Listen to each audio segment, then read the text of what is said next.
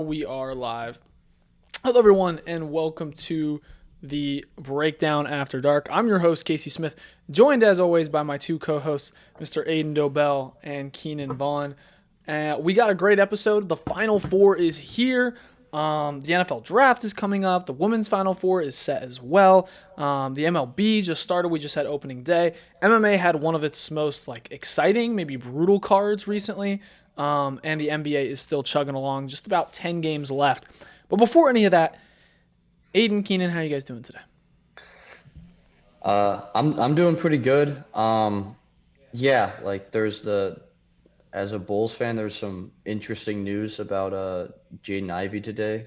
So I don't know what was going on there, but overall, the tank is going well. So I'm always in support of that.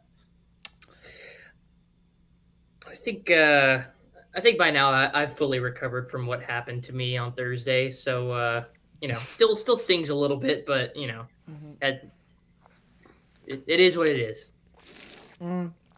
I've already showed Aidan this. I don't think I've shown Keenan yet, and I guess I'll show the audience. I'll put it up to my screen, but I have this. Keenan, you can't see because you don't have a stream on it. Well, I have a sort of a how would you put it, Aidan, on my lip? A bruise, a scar, A gash. a I don't know. gash on my face from. I mean, I guess there's no other way to put it, but physical abuse from my girlfriend.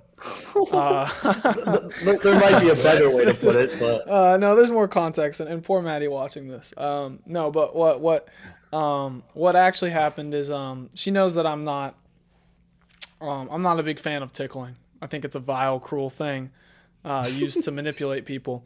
And she had me in a position, if we compare it to UFC almost, she she had you in had a crucifix. Your arms were pinned no, down. yeah, she kind of had me like that, and then I wriggle, I don't know that what's the UFC term, like I wriggled out of it, like Scrambled, rolled out of it. yeah, I pulled out of it, and I had gotten to where I'm about to push off, and she just kneed me straight in the head or in the mouth, and my mouth was full of blood, and I had to get a little cotton round for a minute there, but it was fine. It really didn't hurt. It's just got a kind of nasty little bruise. I might just go in your room real quick and show you. Aiden, you talk about something random here while I go do that.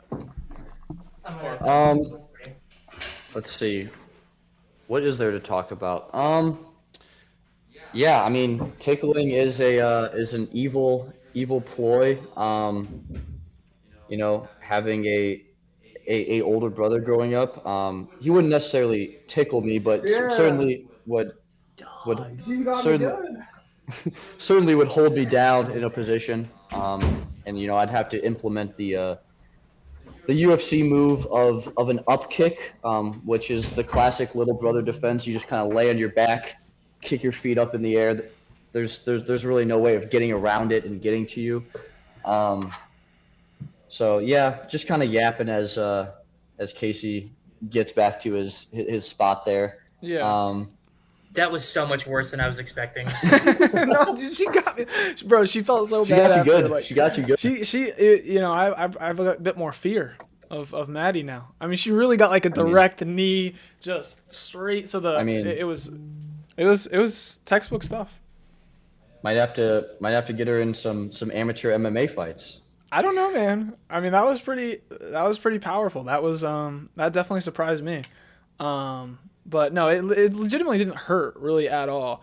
It just I was just shocked with how much I was It just bleeding. was you were just Yeah, stunned. Yeah. I was stunned. And then, it's just a little uncomfortable now, but it's really truly fine.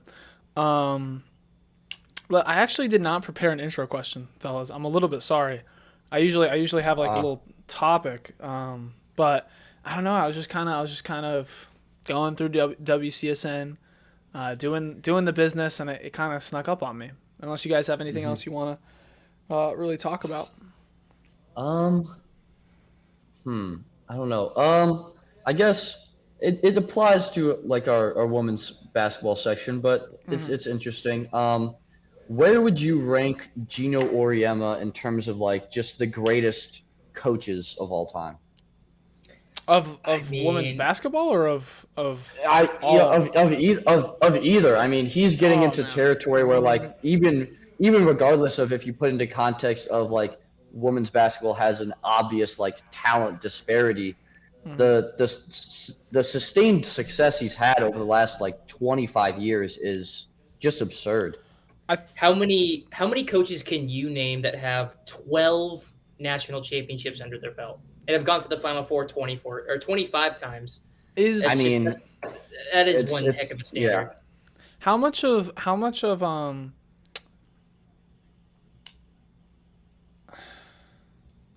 Also, a little clarification. My girlfriend just texted me and said it was not unprovoked tickling. It was because I called her stinky. So, I guess name calling is I mean, you can abuse Right. you can that resort to those physical are measures. Shouldn't have those are asked for it. Yeah, those are fighting words apparently. okay. Well, if we can blame the victim, but let's keep that same energy. But no, how much of coaching is like recruiting as well. Like I think it's definitely a factor, but I feel like It certainly is. I'm not saying he's not a good coach. He totally is. I mean, you don't win 12 national championships by accident, but so much of that is that UConn has been such a good recruiting program. Like I guess if you swapped him out for just kind of someone random, would the program like Be draw that much worse. of Yeah. recruiting be that much worse? Because they're at a point where it's like if you are a serious high school women's basketball player, you're gonna go to UConn or South Carolina like most of the time. If you're like truly the best of the best, you have your USC's and UCLA's and other programs and other players sometimes don't get quite the recognition, but like they get the best players 90% of the time. I think that's a really good point. I would point to situations like Hubert Davis at North Carolina, where just because you're at a program that can recruit itself in terms of talent, that doesn't mean it's going to translate into results. But I do have to remember that there is that talent disparity in women's basketball. I think it's definitely gotten a bit more even and better over the last few years now that the sport is really exploding and growing. But I think you have a good point where the top of the top in terms of women's basketball talent going to UConn, that's significant. Like that, I think that's a big reason why they've been so successful. I think Gino absolutely has a big part to play in it, just because it's so difficult to be that consistent year in and year out. But I mean, they basically do have all the top dogs coming to them regardless. I mean, UConn is at a position where like the recruiting pitch is basically just like we're UConn. Like you don't really need like the name and the program, like the institution kind of just sells itself almost, kind of like almost like how Alabama did for football for so long and kind of how Georgia does now for football. Like the name kind of just sells enough for like you don't really have to pitch people and be like, this is how we see you like fitting in. This is like there's not really a whole big recruiting pitch. It's just like, yeah, if you want to compete for a national championship, you're gonna go to UConn. Yeah, but but recruiting isn't like yeah, I think it definitely plays a factor. But then, like, you look at, I mean, even like ASU, Bobby Hurley, like, he's brought in a ton of talent and hasn't seen a whole lot of success. Obviously, it's the different levels than Yeah. UConn women's basketball. But, just 2 years ago, brought in 2 5 stars and a bunch of other high end talent. He's a really good recruiter, but doesn't do the most with that. So I think, I think you got to balance all that. It's all, part of what makes a coach good, especially in college. I think probably my opinion of the best coach of all time is kind of an outside pick because he actually never won a championship, but Brad Stevens. The fact that he took Butler, who was a true mid-major, to back-to-back national championship games and then was an incredible coach with the Celtics and was so good that he got moved up to a GM level.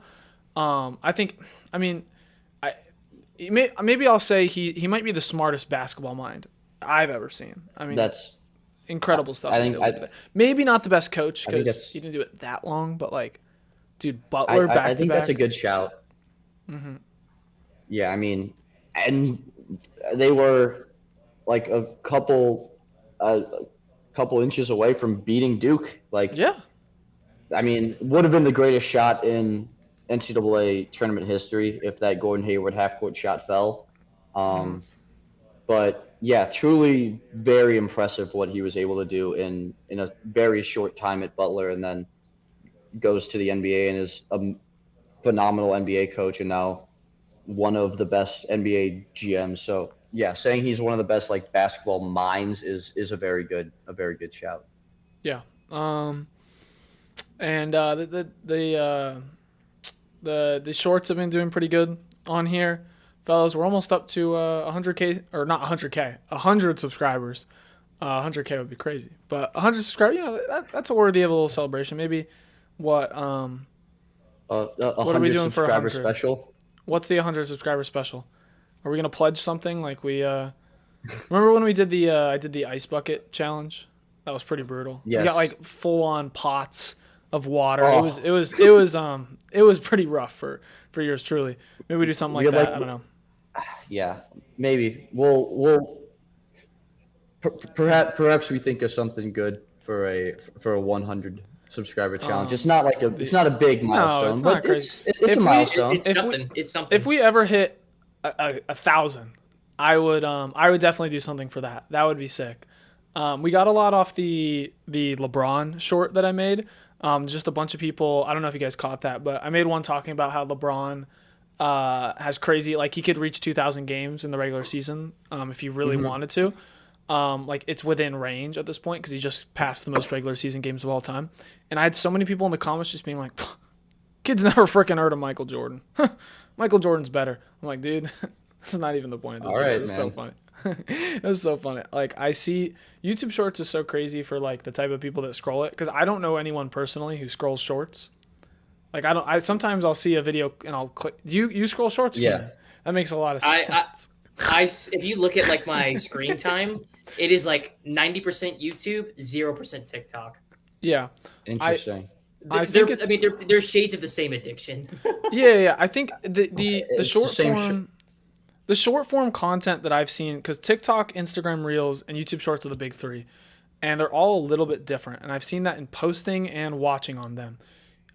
TikTok rewards people for posting over a minute.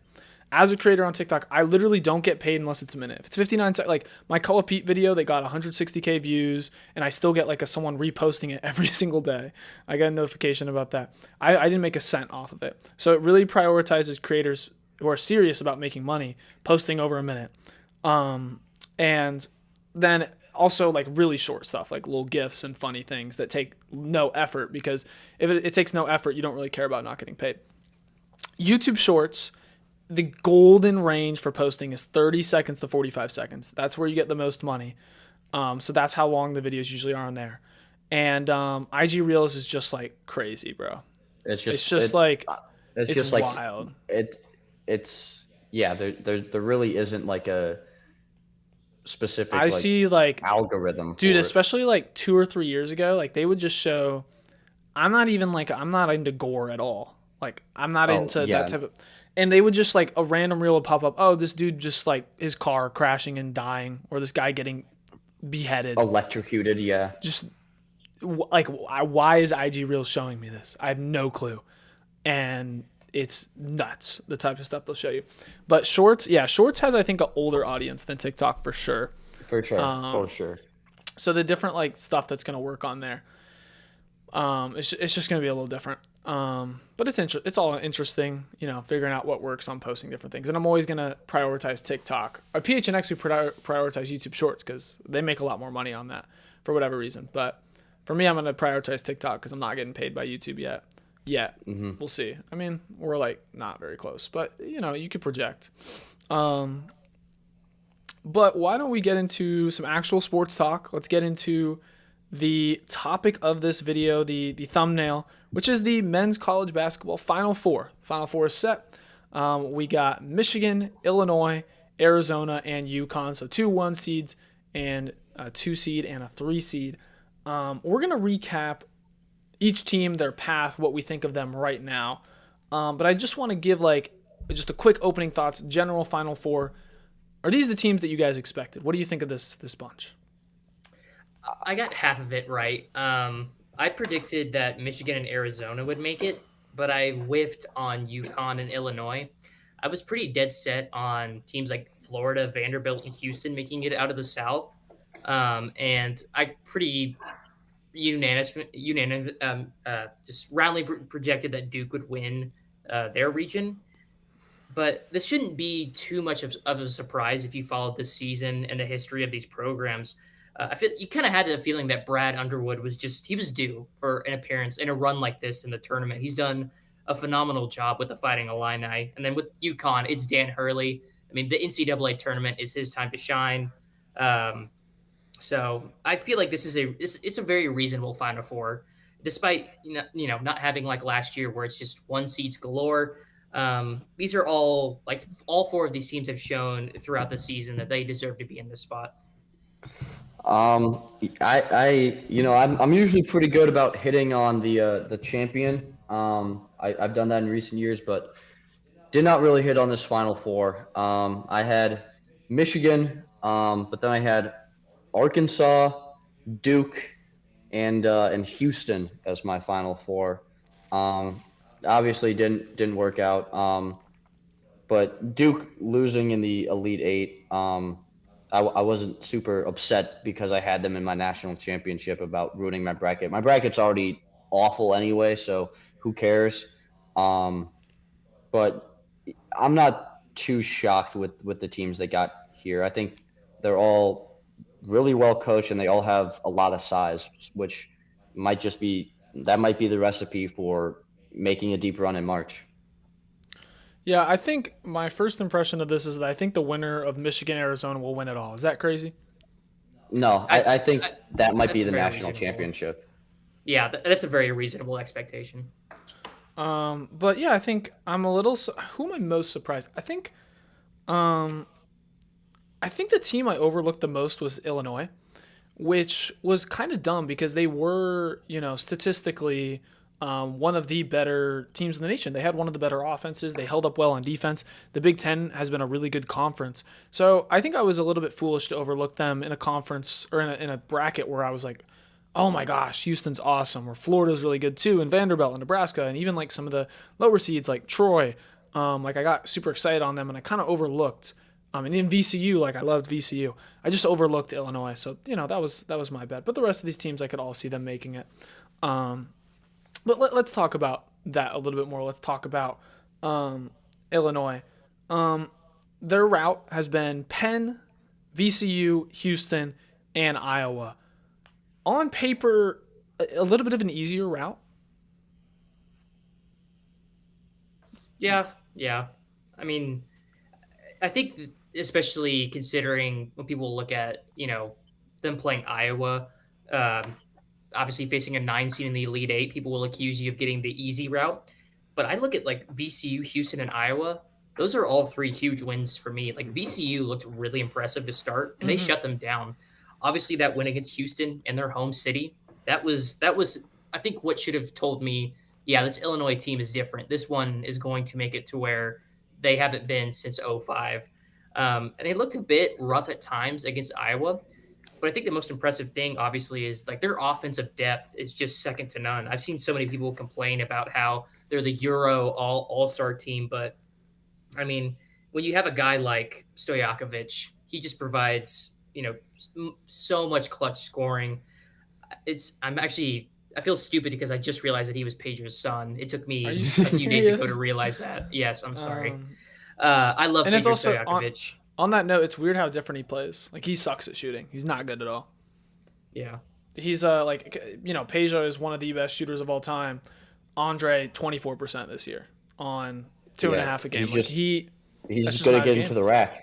Yeah, great at getting to the rack, great at other things. Not a great shooter. And I think off that point, Keenan, this is the biggest team in college basketball, right? If not one of the biggest. And I think that was kind of the case. All these teams that are in the Final Four are really, really big teams. Michigan, Arizona, UConn, Illinois being, I believe, the biggest. And that size is just so difficult to contend with. The teams that have beaten them this year, it's because they've been able to physically match up with them. Like I feel like that makes you, when I'm trying to pick like a Final Four, I think I want to go with teams that are like upset proof, or because that gives you the best chance. Like if they don't match up so well with the top end dogs, we'll figure that out when we get there. But like I would just have a really hard time seeing a mid-major take down this Illinois team, even though in my bracket I picked VCU, which was foolish. But because it's just so hard to overcome their size that they have. I mean, the teams they've lost to have been Michigan, UCLA, Wisconsin, Michigan State, UConn, and Alabama. I don't think I'm missing any there. So those are all like high major, solid, big program teams. I want to circle back to that UConn game because they're about to play UConn in the Final Four, and they played UConn recently. I mean, not recently, but this season. It was back in November 28th. They lost decently, 74-61. But I don't think you want to take too much stock into a November game when this is a very different team, come April. Yeah, I mean, like this Illinois team, I think like the biggest thing is obviously they have like that number one scorer with Keenan Wagler, but Keenan said it well. Like they're so deep offensively. Like Keenan Wagler can afford to not be scoring 25 points, and they're still a really good team. They play defense well. They have so much size. Like they kill you inside and they kill you on the glass. They're all very unselfish. Like they consistently like try to swing the ball around and find like the best possible look. Like Brad Underwood did a very good job of building out this team in kind of the vision that he wanted, which is just unselfish play. Everybody can pass, everybody can rebound. You'll have a lot of shooting even from your big men. They're a very complete team. So I really like this Illinois team. I'm not sure exactly how that rematch versus UConn will look. UConn in the tournament is a different team than they are, in the regular season or in November. But I'm very intrigued by that game. And in the previous game, back in November against UConn, I'm just looking back at it right now. Keaton Wagler, 3 points. Andrei Stojakovic, 3 points. And Wagler only played 13 minutes. I mean, this was earlier on in the year when he hadn't quite established himself as much. So they just had a lot of guys struggle. I don't think you can take too much stock into it. But if we're done with Illinois, let's talk about the team they're about to play, UConn. They've had to face off against Furman, which was a good 15 seed, y'all. Like that Furman team was cool. UCLA, Michigan State, and Duke. Kind of the opposite, like a really brutal path in what a lot of people consider to be a really hard region, with all those blue bloods, those legendary coaches that were in that region. I'll be quite honest with you. Like I know a lot of people are picking Illinois as the team that they doubted. I think UConn was the team that I was most surprised to see make it to the Final Four, which on the surface sounds dumb. But if you watched how they play prior to this tournament, you would get it. They had some really, really rough losses in conference in a really weak Big East. But again, like I mentioned, this is just the time where Dan Hurley proves why he's regarded as the best coach in college basketball. I did get to watch a lot of the UConn Michigan State game. Wasn't, again, I think it proves that the 1-2 combo of Caravan and Reed is the backbone of this team. But I'll be quite honest with you fellas. I was eating lunch yesterday and I looked at my phone and I was deciding between watching this game, the UConn Duke game, or going to do something else. I saw the score. They were down 19. So I noped out of it and I went to go watch a movie. And right as the movie was about to start, I checked my phone and I got a notification about what happened. I was so upset. What movie did you go see? It better have been a good one. They were re-showing No Country for Old Men, so I went to go watch that. That's fair. That's a very good movie. But you missed an instant classic. Yeah, I'm aware. we were watching this one together, Duke UConn, right before I was about to go do my dog walking job for a dog named Duke. Mm. Fun fact, but no, that Aiden and I got to see that shot together and just like, or no, actually it was before I was gonna go play basketball because I remember we bantered Jordan or I bantered Jordan. Oh, yes, Either yes. way, um, either way, kind of an obviously an insane collapse from Duke. They're a young team, so if you're ever gonna expect it from a team, it would be a team as young as this. I mean, your two twins in Caden and Cameron Boozer are 18. Isaiah Evans is a sophomore. A lot of players on this team are quite young, but you're up 19. You know, With with a You're up with 19 at a half. whole half to You're go. up like I mean, going back and watching this game, like the highlights, it just truly baffled me how Duke let this one slip away because UConn was just shooting so poorly Oh yeah. to begin the game. They were terrible from three to start. And then if you look at the highlights of this game, it just shows UConn making three after three after three, making clutch shot after clutch shot. And man, usually I've seen so many games this NCAA tournament where that situation where UConn misses the free throw, Duke is getting the ball. All they have to do is get it in. Let's get the foul. Let's make our free throws and seal the game. I've seen so many games like that where it's like, okay, that was anticlimactic. I can't believe that. I don't hate why Caden Boozer did that. The guy was wide open.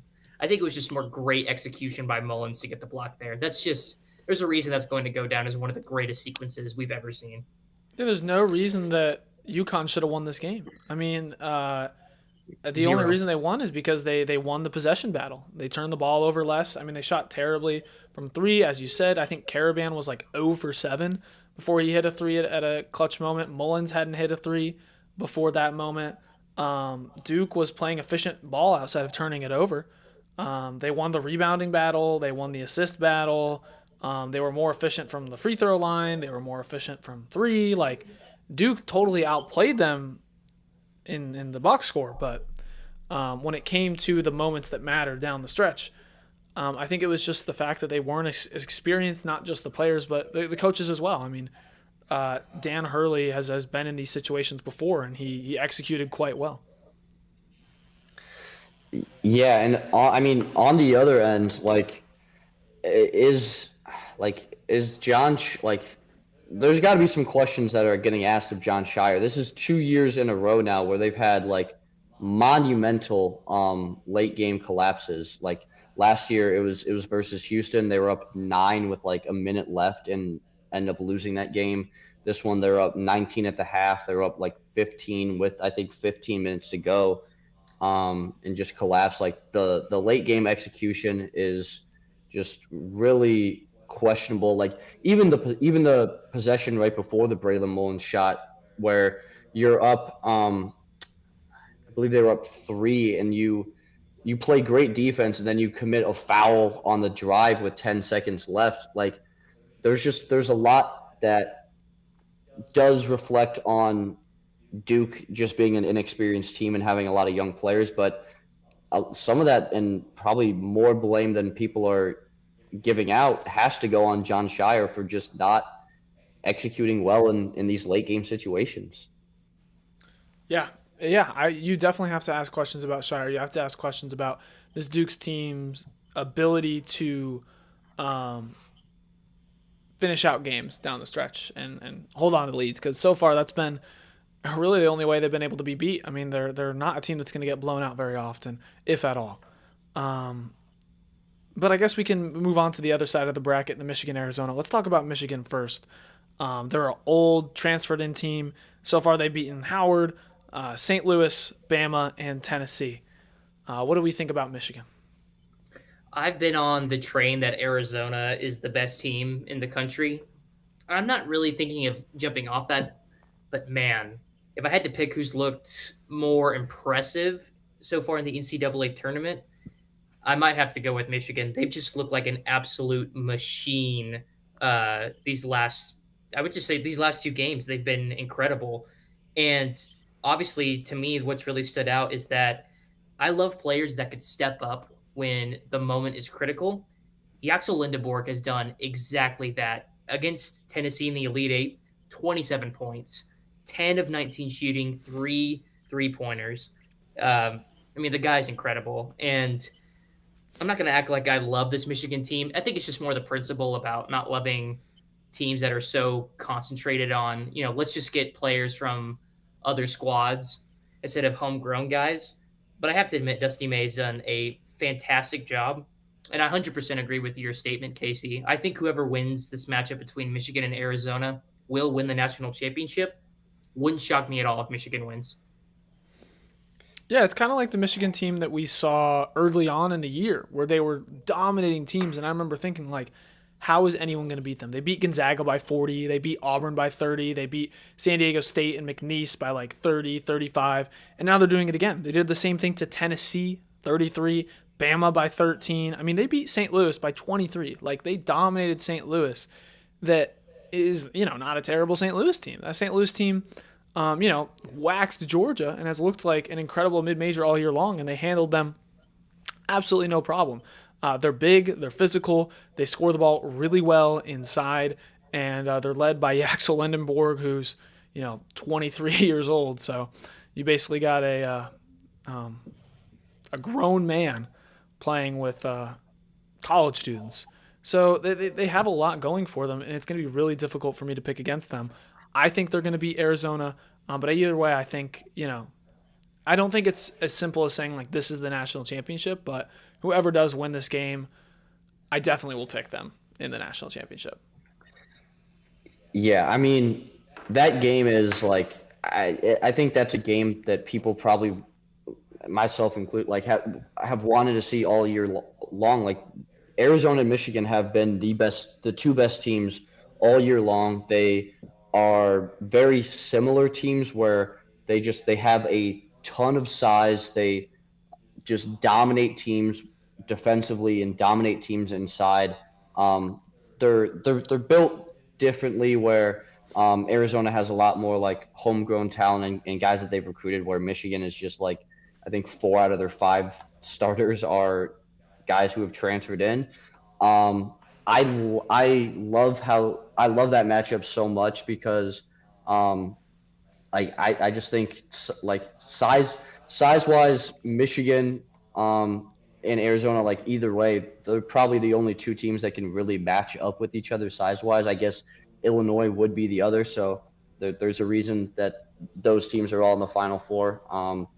But it is a true like heavyweight fight between these two squads, and I mean Arizona had those 2 losses back to back early, like versus Kansas on Big Monday, which literally nobody beats Kansas on a Big Monday, and then Texas Tech in overtime, and the margin of defeat in those games combined was 7 points. Like this Arizona team has been dominant all year long, as well as Michigan. So it is a true heavyweight fight in that game, and I cannot wait to watch it. So let's key a little bit more in on Arizona then. Another 1 seed. They've looked dominant. They've beaten LIU, Utah State, Arkansas, and Purdue, all pretty handedly as well to get to this point. We talked a little bit about it, but why might you pick them instead? Specifically, Keenan, you said you're going to pick Arizona. Man, I just have watched this team a little bit more in depth than Michigan, considering that they're in the Big 12, and I do some coverage of them from time to time. And just the thought of you've got Koa Pete, Burries, Jaden Bradley, Krivas, Del Orso, Awaka off the bench. Is it? I feel like I just said it right in my head. Is it Karchenkov? Karchenkov, yeah. Karchenkov is really underrated in my opinion. He had a great performance against Purdue. And, I mean, I think you guys hit the nail right on the head. The thing that I love is that this team is big, and they know it. They utilize it to their fullest extent. What a detail that I really liked is that Tommy Lloyd mentioned how they were down at the half. I watched this game while at Phoenix Municipal Stadium covering ASU baseball, and for considering Arizona standards, it was a bad first half. And Tommy Lloyd said he just went into the locker room and said, "I'm not going to say much. You guys figure it out. You got 10 minutes to figure this out." And so he just left it to the players to iron everything out. look what happened. They crushed Purdue in the second half, and Michigan is the best matchup possible in terms of like matching their skill and their size.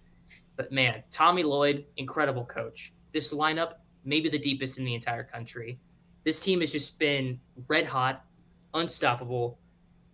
I have a feeling that this team is going to win the game against Michigan and win it all. Well, yeah, but like earlier in the year, they almost lost to Bobby Hurley and ASU at home, so you kind of got to discredit them because of that. Any comments, Aidan? You remember? You remember? Me and Keenan were at this game. It was tied at half. No. The one at U of A. They almost won that one too. Okay. Yeah. They did almost win that one, but we were at the one in Tempe it was tied at half, and Keenan looked at me and was like, "This is what ASU does. They keep it close for a while, keep the fans interested, and then Arizona's going to pull away." And that's exactly what happened. Like Arizona realized at about the 12-minute mark in that second half that ASU cannot stop us going to the rim at all, and we can get a good look in the paint on virtually every possession. And I don't think it's just that they can do that against ASU. I think they can do that against most teams in the country, which is what we've seen them do kind of all year long. And then you have the dynamic guard play of Jaden Bradley and Braden Burries that can provide you with just some outside scoring. Del Orso is a really good shooter. They're just such a complete team, and they beat you up inside. I just wanted to add, sorry, Casey. I just wanted to add that actually is a great point from Aidan. And that's one thing I wanted to add real quickly is that I think Arizona wins this game if they can set up shop in the paint and control the glass. This is one of the best rebounding teams in the country.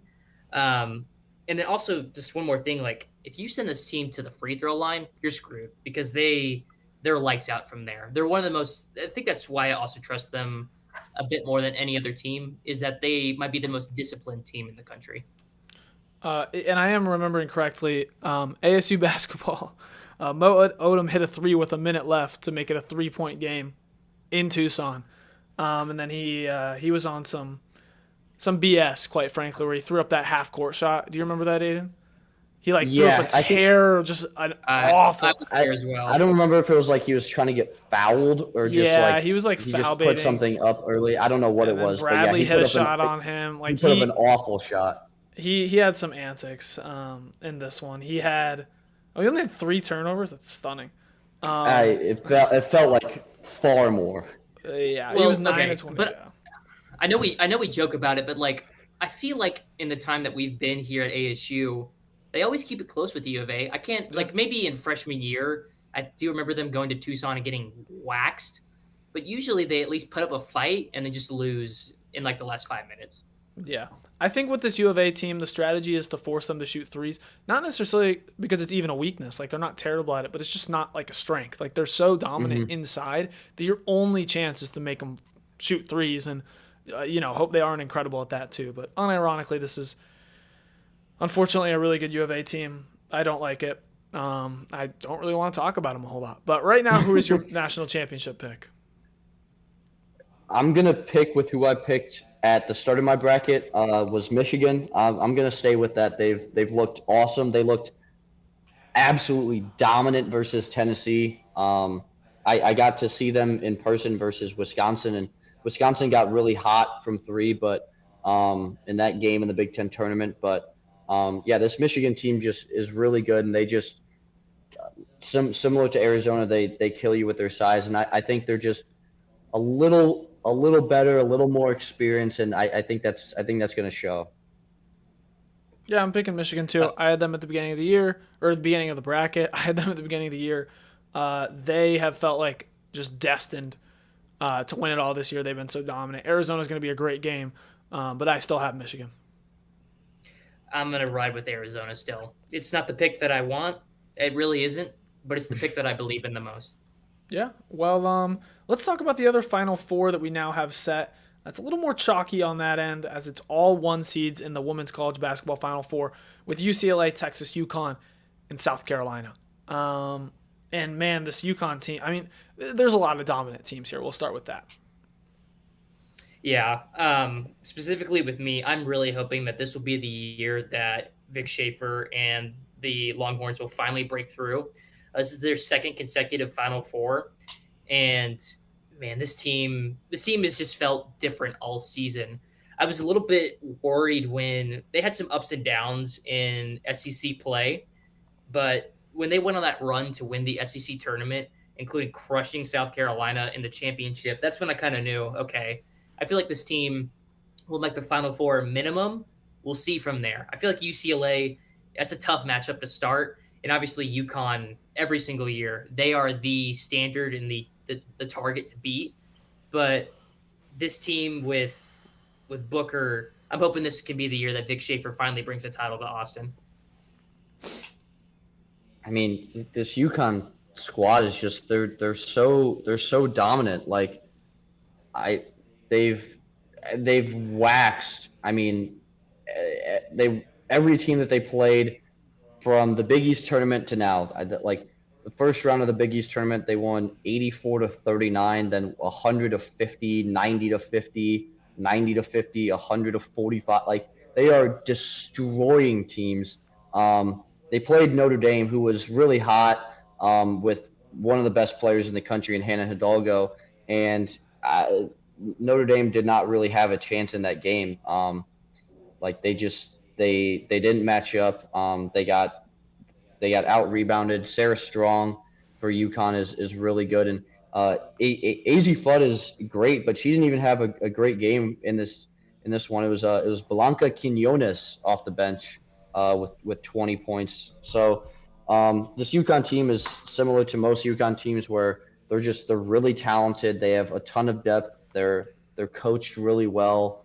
Um, there's a reason why they are a recurring theme, to make the Final Four, almost every year. It feels like every year. It's the Final Four is basically it's like the UConn Invitational. They're 38-0 now, so it's really going to be tough to see if anyone can take down this team. I think to me at least, it's very clear that these four teams, all the one seeds, UCLA, Texas, South Carolina, and UConn, are the four best teams. It does say a little bit about talent disparity. Women's college basketball has kind of had this problem, if you will, for a little while, where the top end teams are just really far away from the rest of the pack, especially the UConns, the South Carolinas. But it will make for an entertaining Final Four. I still think like UConn is a cut above the rest as well, but if anyone's going to beat them, it's going to be one of these three other teams that have also kind of steamrolled through their respective regions.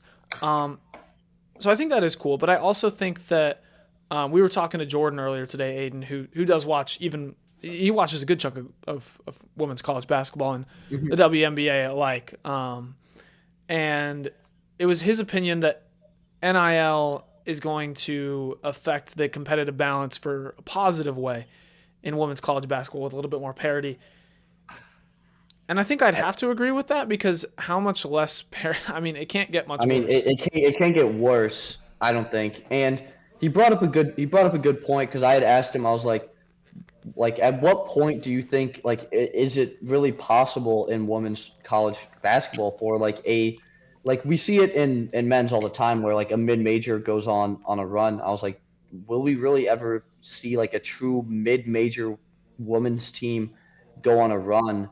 And he was like, he said, I think his words were like by 2030 you'll see like a mid-major start to like be able to go on a run, and that talent gap will shrink because some of these other teams that perhaps maybe they don't really necessarily have a lot of like good other athletic programs, like their football team or their men's basketball team or baseball team or whatever it may be, might not be super talented. So these boosters will want to invest in somewhere athletically, and it might be in the women's college basketball team. So I do think he brought up a good point that like I don't see how it can really get much worse. So I do think that talent gap will start to shrink, and I think we have seen it shrink a little bit, even though this year it is all one seeds.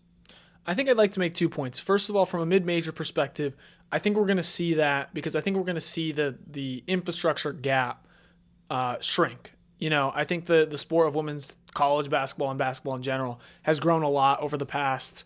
I mean, it's grown a lot over the past. 40 years ago we didn't even have the WNBA. 30 years ago it wasn't popular at all. 20 years ago they were hardly making salaries. 10 years ago they were. So, but even like in big increments changed so much. I mean, even 5 years ago it didn't have near the popularity or draw that it has now. So I think you're going to see programs start to take it more seriously, even if they don't want to be like the equivalent of like what a High Point or a GCU is in men's college basketball, where they spend so much money there to like try to be a mid-major that pulls off upsets. I think they're at least going to be like manageable, like playable teams that could have a chance just by nature of taking it a little more seriously, perhaps. And then on the other hand, I think that the talent pool is going to expand. It's easier to, like the setup that UConn and South Carolina have could never happen in men's college basketball because there's too many good players. You know what I mean? I mean, there's so many, you can't even really hoard it in a conference because there's just so much talent. But as we're seeing women's basketball become more popular, you're going to have more athletes playing that sport. You're going to have more women playing basketball. You're going to have more, training for the youth and for throughout middle school and high school and into college. So you'll have more good players. So they will naturally have to spread out more, and they're going to go to other schools besides just 2 or 3 or 4. And some of those power schools as well that have leftover money from their popular sports are going to put money in there to get some solid players. So I think it'll take a while. Like the players that are inspired by Caitlin Clark, for example, aren't going to populate into the recruiting class for another like 5-6 years. If you're 10 and you watched her and that inspired you to play basketball in the same way that maybe watching Michael Jordan or watching Larry Bird or Kareem Abdul-Jabbar, LeBron, that doesn't like that popularity happens right away, but you don't see the influx of talent maybe till a little bit later. Or with European basketball, right? Like now we're seeing all these French dudes come in. They grew up watching Manu Ginobili and Tony Parker and whatnot, and other overseas players, but that was, back in the early 2010s. Then we didn't see the influx of talent until the 2020s when we see Wemby and Sarr and all these other French guys who are big-time prospects, because it just takes a little bit of time. It doesn't happen instantaneously. You can't just, most people can't just pick up basketball at 17 because they were inspired and just be an awesome. NBA player, yeah. So it takes some time for the talent pool to catch up. So I think 2030 is a good projection. I think even when we're, at like 2040, like, 15 years from now, the women's college basketball landscape is going to look so different. It's going to be nuts. But I think that's my spiel on the talent pool. Do you have anything else to say? I know we wanted to talk about Hannah Hidalgo a little bit more. You mentioned it. No, not really. I mean, I did just want to mention, like, I've been wondering if they are holding the same festivities, because the Final Four is here in Phoenix, and I was hoping that they might do the same things that they did when the men's tournament was here a couple of years ago. That was so much fun. That was sick, yeah. I walked by the other day, and they were setting, like, they had a street blocked off to set up like some sort of fan fest. I'm not sure to what extent, like how much how different it will be from when the men's Final Four was here, but I would imagine it's not going to be that different. So I'll definitely check it out, because I had a lot of fun when the men's Final Four was here and we went to the fan fest. So I'll definitely look to check it out when the women's Final Four, like fan fest and all that gets set up. What were your guys' favorite memories from fan fest? It was so much fun. That was such a great time. I remember, Casey, remember how long of a line we had to wait in to do that like shooting challenge? Yes. Oh, dude, that was absurd. And I think we ended up with almost the same score. I choked. I did really bad. Because I waited so long. I waited like an hour. Right next to us, Caleb Love was doing like a meet and greet. Mm-hmm. Yeah, that was cool too. Aiden? I loved the part where it was like all the different heights of rims and you could like shoot on it or try to Mm-hmm. dunk on it. That was really fun. I think I I cannot dunk on 10 feet, but I think I was able to dunk pretty easily. I don't know if did it go up every foot or was it every I think it was was it a every half, half six foot? inches. I think it was 6 inches. Okay, so I want to say I was able to dunk on 9.5, but I couldn't quite get there on 10. Yeah, FanFest was just so much fun. It's free. It was really sick. My favorite Hmm. part was the baseball. I don't know if you guys The remember baseball was that fun. because The baseball was fun. One of the best clips ever little, of you little, hitting little that home run. that walk off. Little And background. bat spiking. Little background. In 2023, when San Diego State went to the national championship, I went to FanFest for that because I was in Houston, which was just a blast. It was so much fun. And there was this baseball thing, and it was like an hour-long wait or whatever. And I went up to bat and I struck out. Like they threw 3 pitches and then I was done. And I legitimately thought about that for like a year. I was devastated at that fact. So I went back in 2024 and I had told everyone that, and I went up to bat and I was like, I'm gonna slap this John out the park. Like I'm gonna get my revenge. My first pitch was a wild swing and a miss. I mean, Oh, I was and I know in that moment you were thinking, not again. not again. I was devastated. You guys were chirping me behind me, but then that next pitch, I just saw it in. I freaking, oh my gosh, the technique was absurd, and I blasted it out of You hit a that bomb. 50-foot stadium or whatever. And You then slid into home, I I That I, that that, that killed me. almost taking out the little kid that was trying to get up no, to take their turn. I slammed the bat, rounded the bases, and then slid home. Um, I need to post that video again. That's hilarious. So that was my favorite moment. So I hope we can go again. Trying to Maybe. find it. I definitely have it. Because when it would have been what, March of 2024. Yeah, Let me I see. found it. I found the clip. Do you want me to? Or wait, let me see. No, it would have been like almost April of 2024, right? It was 'Cause- oh, April 5th, 2024. I got to meet Steve Fisher. Here's a video for our visual watchers of Keenan doing his basketball shoot around. So that was cool. There's a lot of bricks on here. I'm not gonna lie, y'all. And then here's It's all the good, it's all baseball good. video.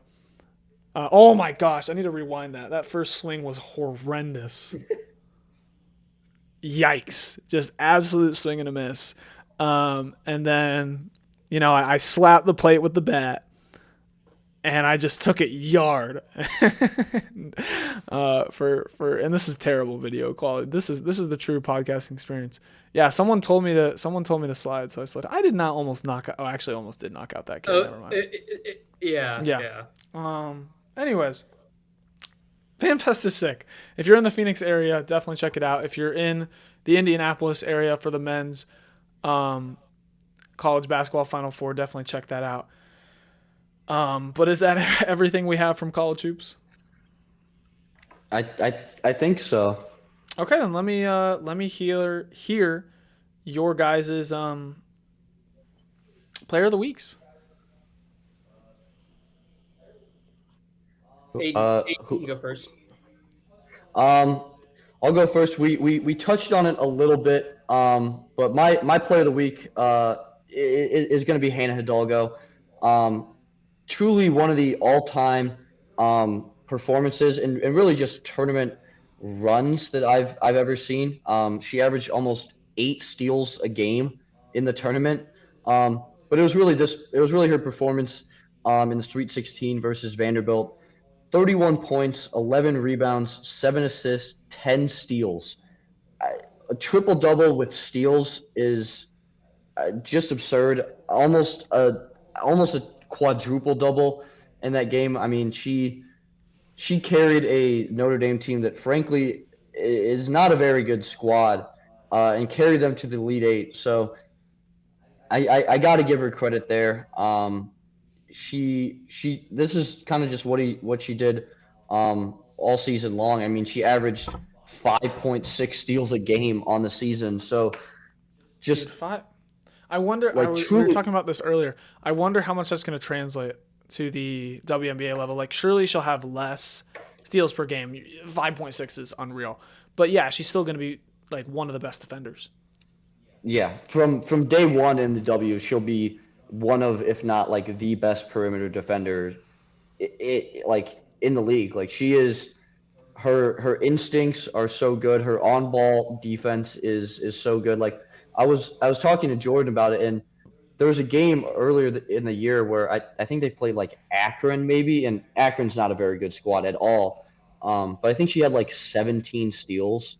Like it was absurd. Like Akron could not get the ball up the court. She would pressure them from like three-quarter court, and just they would spin, and the second they spun, she would just rip them, take it to the basket, easy layup. Like her instincts and just defense is so elite and truly one of the better, maybe the best like women's college defender I may have ever She seen. she has to have the record for Notre Dame women's basketball steals, right? Surely. Oh yeah. Surely, I don't know who else. Although Notre Dame has had some pretty great players, But but yeah, 5.6, like, I can't imagine it would be. I can't imagine who else would like who else would have broke that. Like you would have had to average like you would have averaged 6 steals a game. I can't see that being a reality. hey man, I haven't looked at mock drafts and what yet, and like who is even picking where in the W, but they pair her up with certain someone out in Seattle, Dominique Malonga. You got your interior defender, you got your perimeter defender. Oh, Could be scary. But who do you have, Keenan? I want to put some attention over to Major League Baseball since that season, the 2026 season, is officially underway. Let's go with today's matchup with the Boston Red Sox taking on the Houston Astros. Give me a guy that I expected to be completely washed up and a liability in the pitching rotation this year. Mr. Lance McCullers Jr. went out there today, tossed 7 innings, 1 earned run, 9 strikeouts, was a huge factor in their 8-1 win over Boston. Man, like I didn't think I'd ever see McCullers play up to the level that he was back in like 2017, even like 2021, because of all the injuries that he suffered throughout his career. Tossed an absolute gem today. Man, I hope if this is the level that he's going to play at this season, that would be huge. Yeah, yeah. MLB has started. I've been surprised working at how much baseball writing have you done, Keenan, for Arizona? Quite a lot. I can't say that, I did a lot of it surrounding spring training and preseason stuff for the Diamondbacks. I did get, yeah, I probably shouldn't say that, but let's just say, there's still the door is still open for future Diamondbacks coverage. Yeah, it's been nice getting to touch on Major League Baseball. Like I've been in a Major League Baseball club, like that. That's a dream come true. Yeah. Honestly, I was surprised that PHNX hasn't had me doing more Diamondback stuff. I did, dude. I did an unreal amount of Cardinals stuff today, which I'll get into later. I don't want to jump the gun on that. My player of the week is we're going back to hoops, but we're going to the NBA. Haven't had an NBA guy in a little while.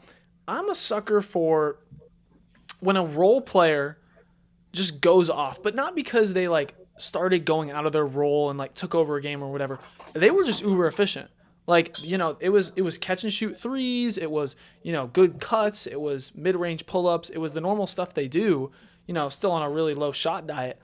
But hey, just tonight, everything was dropping. And for a certain Grizzlies player that was playing the Rockets, Mr. Olivier Maxime Prosper from Marquette, who, by the way, I got to be honest, before watching this game, I'm a big NBA guy. I'm a big college hoops guy. I had never heard of bro. Went for 30. Go ahead. I was just saying I'd heard of him. I didn't remember much at Marquette. I knew who he was because I remember him as like a prospect and obviously one of the better names in the NBA. But yeah, I was not very familiar with his game. He went off for 31 points on just 15 shots, 95% true shooting, 4 for 5 from 3. in a 119-109 loss to Houston. And obviously I picked him because of that. But I thought the funny part was, I mean, he also had, in his own right, a good game against Chicago and San Antonio this past week. It's player of the week, not just player of a performance. But he's missing today's game against Phoenix due to right wrist soreness. So he was just making too many shots that his wrist has literally gotten sore. I mean, that's probably not what happened, but that's what I'm going to pretend has happened. And he's had to sit out. Might also have to do with the fact that the Grizzlies are like pretty blatantly tanking and do not want any player who's doing anything good whatsoever to suit up. But yeah, that's my player of the week. And we can get on into our overall NBA segment. A guy whose wrist was, I mean, almost surely sore after this week was Jamal Murray. We go back to Wednesday. Murray and Jokic go absolutely off. Murray 53, 6 and 4 on crazy efficiency. Obviously, when you score 53, it's got to be pretty efficient. And Jokic goes for 23, 21, and 19, almost a 20-20-20 game.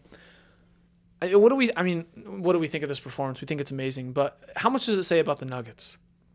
Aidan has talked a lot about how, Jokic for the longest time never had that teammate who was all NBA, and it kind of felt like the supporting cast around him just wasn't strong. And this finally feels like the season where Jamal Murray is taking that step up into becoming one of the best shooters and one of the best overall players in the NBA. I just wonder how many duos, like where does the duo of Jokic and Murray stack up against the rest of the league? Dude, it might be number one, man. I don't know. It might it's like Jokic is doing a lot of the lifting there, but they place, if you're talking about not just like the two players that are the best players on the same team, like if you're talking about duo, I think they're the best duo, Jokic and Murray, because they play so well off each other. They've been playing together for so long. Their play styles complement each other, and then they're also great players in their own right. I mean, Jokic might be the best basketball player alive right now, and Murray really knows how to elevate, especially in crucial games and in the playoffs. So their chemistry, whether Jokic is the screener, or sometimes Murray is the screener, or they're doing DHOs, or Jokic is working out of the high post, he always seems to know where he is. So I think, maybe you can argue not from a talent standpoint that Jokic and Murray are the best duo in basketball right now, but purely from like a duo of chemistry and putting out performances together and having a true two-man game that works so well together. I really can't think of another duo that I would pick over Jokic and Murray. You brought up the point of the two players on the same team. A healthy Jaylen Brown, Jason Tatum is really, really good, but the Celtics just together as a team are really good. So it decreases them a bit. Like the Nuggets outside of Jokic and Murray are not a very they're not a very good team. They don't have a ton of other stuff. I don't know. They've had injury problems for sure, but they have a really good supporting cast. Aaron Gordon is Peyton awesome. Watson's great. Peyton Watson, Aaron Gordon's great. Christian Braun. I mean, this is not just like it's a step up from what it was. Last year was rock bottom, and last year was rock bottom in terms of bench depth. This is it may not be tip top shape this year. Cam Johnson, I think a lot of it is due to injuries. Cam Johnson hasn't played incredible, but he's still a plus. Bruce Brown and Tim Hardaway have missed time. Valanciunas has missed time. They have a lot of guys who have missed time, but they definitely have. I don't know. I think they're in that. They're almost in that tier with OKC and San Antonio for me. I can't agree with that. I think OKC is a far better roster. Here's my pitch for why they're almost in that tier, or they're the best non-OKC Thunder team. Jokic and Murray is an incredible playoff duo that is always going to elevate and be super good. And then they have added all this talent, especially this wing depth, right, where they can match up physically with OKC. You have, Tim Hardaway, you have Peyton Watson, you have Bruce Brown, you have Cam Johnson, you have Aaron Gordon, you have Christian Braun. Those are 5 really good wings that all have not been very healthy throughout the year. But now they're starting to come along in health, and they've been very hot for it. They've won their past 6 games. I feel like they've been trending in the right direction towards the back half of the season. So I can see the vision where this is like a really good switchable, like awesome, 8-man rotation team. Come playoff time, which is what is most important. Like their top 8 guys, is probably better than, it's better than the Spurs' top 8 guys. I'm gonna be completely honest with you. Like, and I have more concerns with the Spurs in the playoffs. Like they have more suspect shooters, they have more, inexperience. So I might even have the Nuggets straight up like my second favorite team out of the West. I don't think that's crazy. Me and Keenan were talking a lot about just like him being a Rockets fan of where the Rockets currently sit in the Western Conference is they're the 6th seed, but they're only a half game back of the 5 seed, which would pin them up versus Denver in the first round. And I said to him, I was like, I think you would rather be the 6th seed and play the Lakers in the first round, honestly, than have to play Jokic and Murray in the playoffs. Like that is a nightmare matchup. I'm sorry, dude. The Nuggets would. I would rather be the 6th seed. The Rockets. It would be in a 7-game series. What was my answer to you talking like when you told me that, Aidan? Like what was my answer to your question? You were like, yes, let's. I'd much rather play the Lakers. Like I would want to say the 6th seed. Yeah, you were like, I would want to say the 6th seed. I think that's absolutely correct. Like this Lakers team is really good, but I think they're good. I don't know that they're very built for like a 7-game series and like to be in the playoffs. I think they're a great regular season team. Obviously, Luka is an unbelievable offensive force, but I don't. When the margin of error gets smaller in the playoffs and it's a lot more defensive based, I don't see the Lakers elevating that much. Where I really see the Nuggets being able to do so with, like you said, Casey, like their switchability and the fact that they have those wing defenders that are really good. Obviously, Peyton Watson is one of the better wing defenders in all of basketball. Yeah, and I think there's just more things to exploit with the Lakers, with their poor rim protection, and they've got a lot of overlap with like LeBron, Reeves, and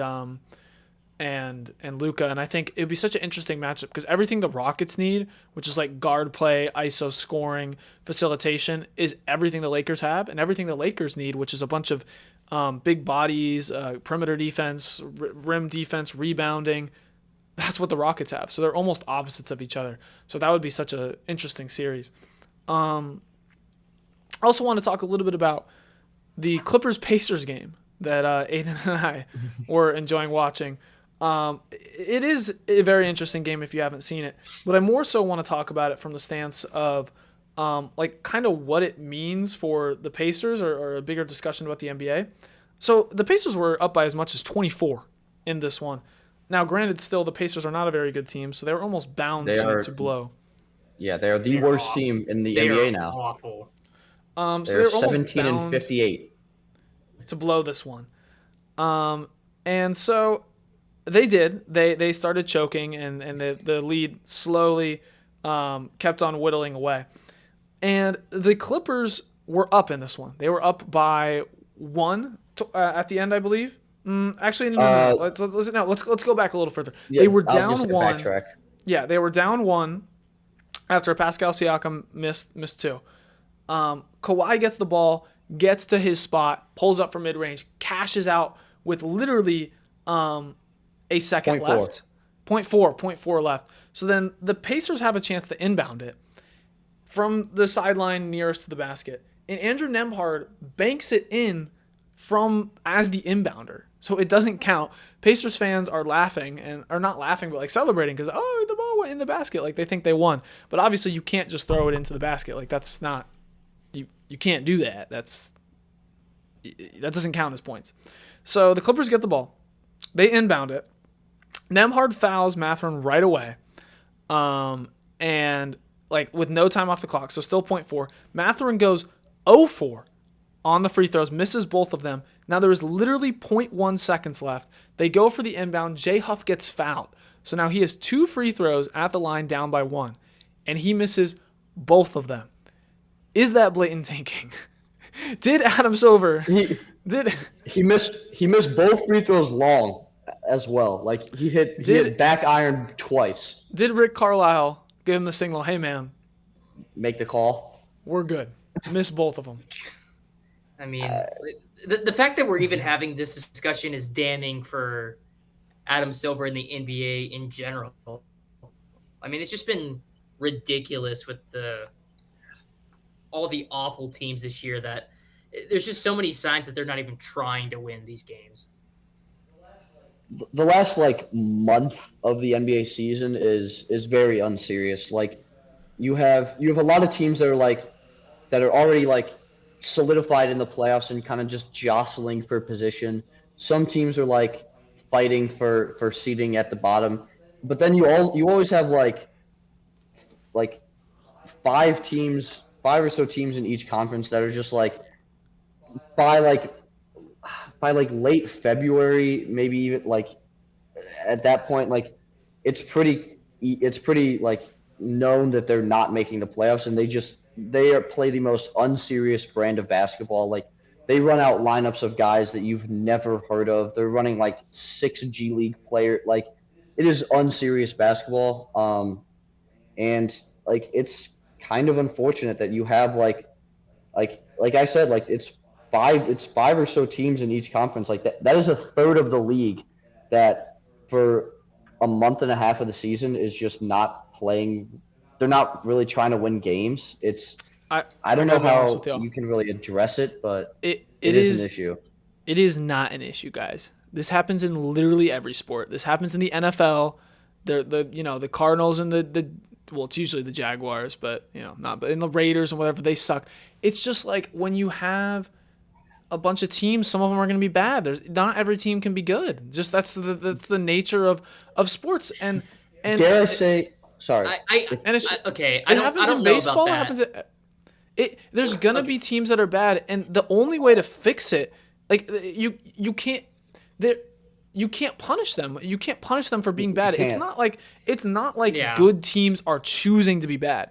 That would be a problem with tanking. It's just that teams are bad and they're losing games, and like, of course, and it's not like they're also just like sitting guys for no reason. It'll be like a guy's questionable. If it were the playoffs, he would suit up, or if it was a contending team, he'd suit up. But of course, you're not going to rush your guy back if you're losing a bunch of games. Like, I honestly don't have a huge problem with it.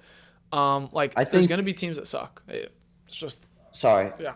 I was just gonna say I think part of the issue is it might just be more like obvious or more blatant in the NBA rather than any other league.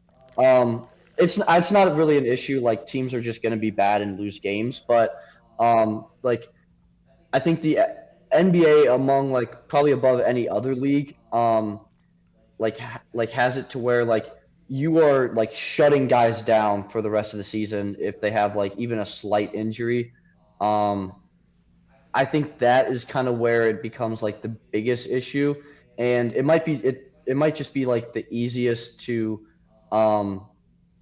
like get it like maybe get away with, I guess. If you're a bad team and you don't want to win games, you play bad defense and you miss a bunch of shots. Like it's not that easy to get away with in the NFL. You can't just deliberately drop back to pass and just throw the ball to a linebacker. Like it's too obvious. So but I also guarantee you these guys are not like, I joke about they don't want to lose. It doesn't benefit them because they want contracts. These guys, they want to win games. Yeah, these guys, like Jay Huff did not miss those free throws on purpose, and like these guys are playing like they owe no allegiance to the owners and whatnot and franchise who want better picks. Like they want to get as much money as possible. They want to play basketball. They want to win basketball. It's just that they're not very good. Like they're just not. There's just a big talent gap. So I think yeah, I don't know. I mean, I don't have an issue with it. Like March basketball is a little unserious in the NBA. That's fine. You're going to have teams that suck. I honestly think you just delay it by like keeping on flattening the lottery odds, because you have teams like the Wizards who haven't had like a number one pick in a really like they had Sar, but outside of that, like they just keep on getting screwed by the lottery even though they keep sucking. And it just takes a really long time to you're just delaying it. You're just making them bad over and over again. But yeah, last thing is we do have just 2 weeks left of the NBA season. What are we thinking before the playoffs come up? Anything you're really looking forward to? You want to see? Um, Um, I would really like to see how. I think my main thing would be I want to see how the rest of the Eastern Conference shakes out. I want to see spots 4 through 10, what the shuffle would look like. Because bless bless you. you. If you look, Thank the you. Hornets are at the 10 spot, 39-36 record. Cavaliers 47-28. That's only I get it. It's an 8 game difference. That's pretty substantial with only 2 weeks left. There's a lot of shifting we They could see here, and I'm really curious to see how this play-in especially ends up.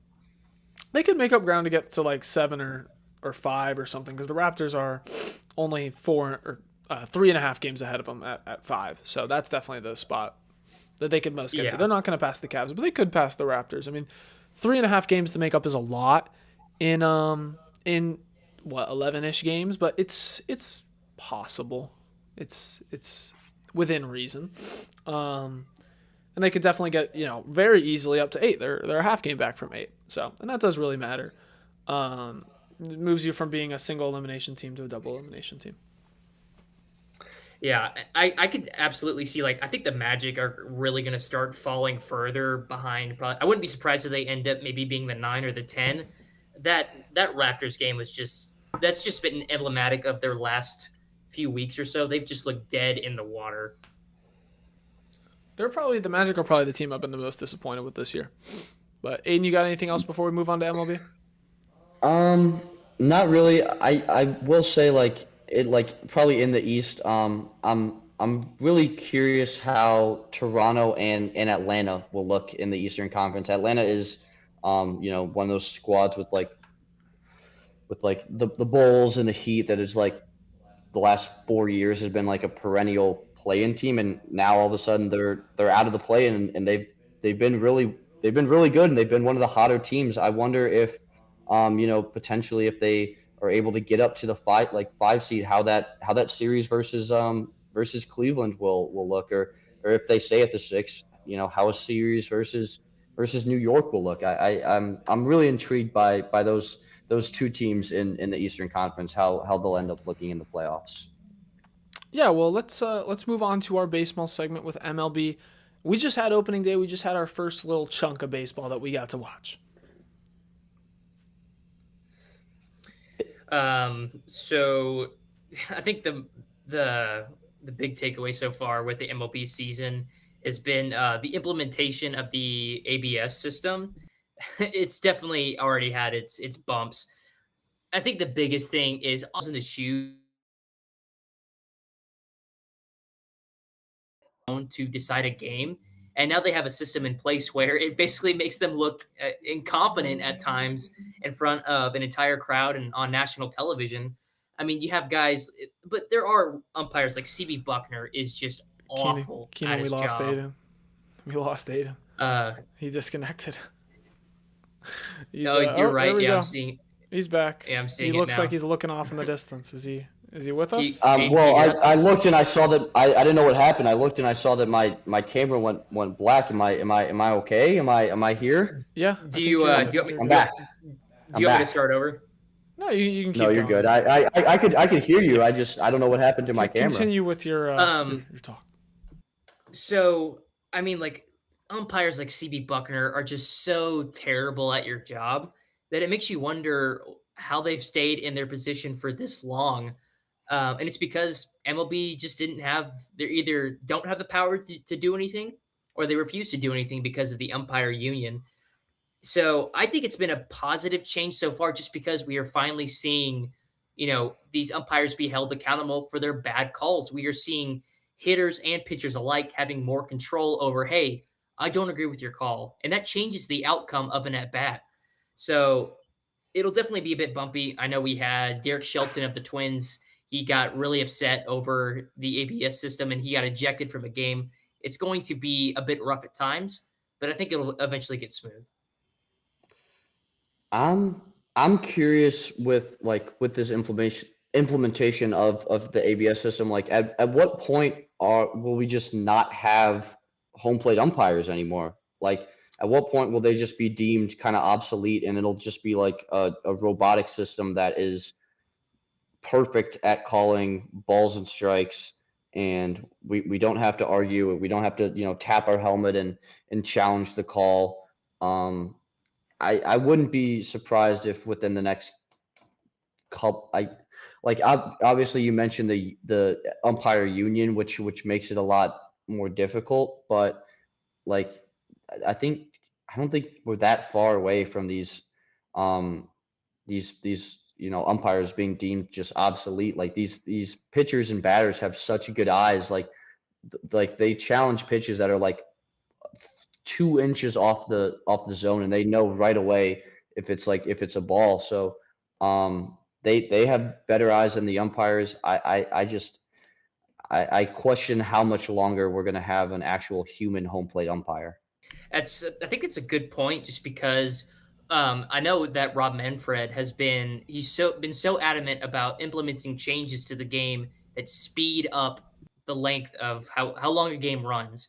And when I'm watching baseball, there's just been so many of these challenges where it's not like it takes forever. All it is tap the helmet. And I do appreciate how relatively quick they are with the reviews, but it's the quantity of like every like 3 pitches or so. Hey, I don't agree. Let's challenge that. It just kind of extends it a little bit. I think part of it is the aesthetic of baseball, which is so like important. And I was kind of thinking about this with other sports. Like, is the chain gang really necessary? No, we could put a tracker on the ball, very similar to how soccer does it, and just have it be automatic, and there would be no judgment. Would we the same thing with like whether or not it's a touchdown? Like we could have a tracker on the ball and we could know, did it cross the plane? And it's kind of similar in soccer. Like they have VAR, they have a tracker with the ball and the players on the plane. Like they could take the refs, like the sideline refs in soccer, out of offsides, and but you don't want to. You want to kind of keep the aesthetic of, oh, the chain gang is cool.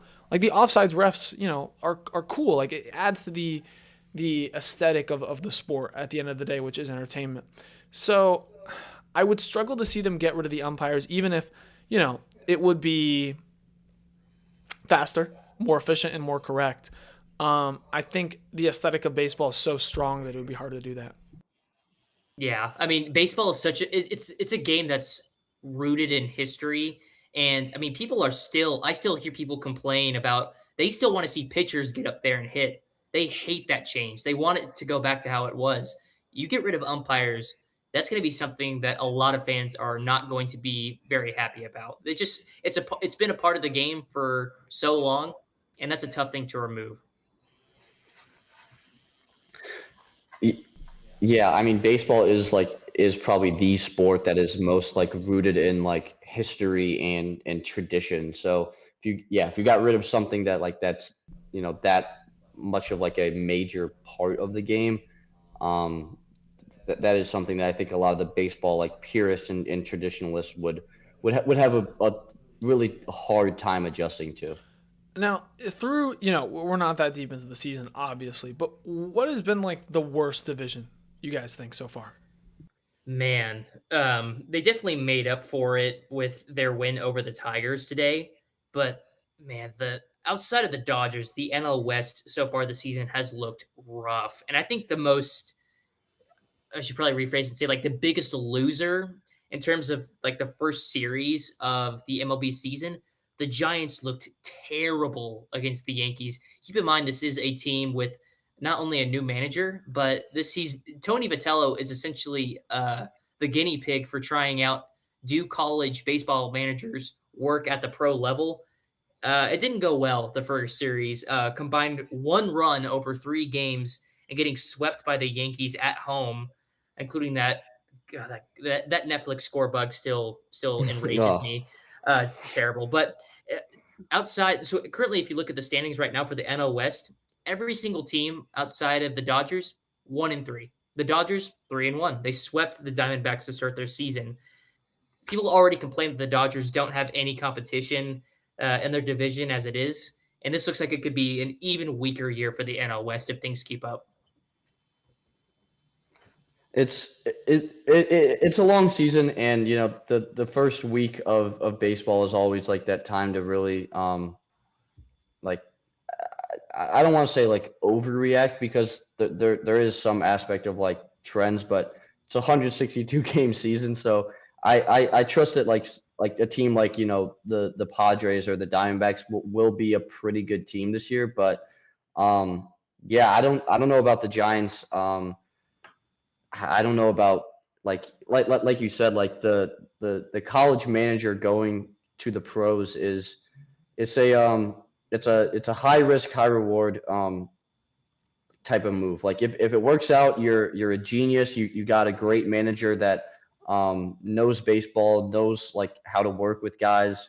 Um, but if it doesn't work out, you look like the ownership and the manage like in the general management, you look like an idiot. You're like, why wouldn't you just bring in a guy who's been managed at the MLB level before? Why wouldn't you just bring in a guy who's already had that experience? So that is a storyline I kind of forgot about. But I am curious to see how that continues over the course of this long MLB season. How the Giants look under their new manager. And before we move on to the NFL, is there anything else you got for me, Keenan?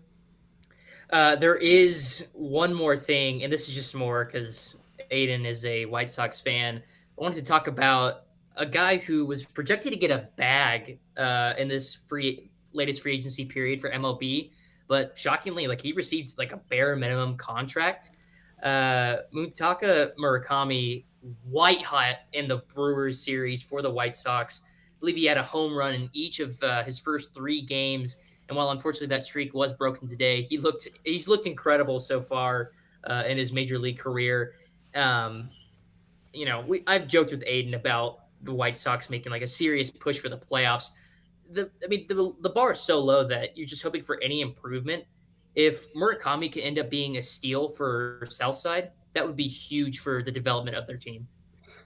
Yeah, I mean, the White Sox are such an interesting team because like they have the last 2 years been one of, if not like the worst team in baseball. Um, I do like I think a lot of people were taking my quote out of context and like thinking I said that they were going to be a great team, a really good team this year. I don't think that at all. I think that they can be exciting, but they still have a lot of room that they need to improve on, and there's a lot of development that needs to happen. I think they're a couple years away from being like a legit playoff team. But they can be exciting, and Munetaka Murakami is certainly that.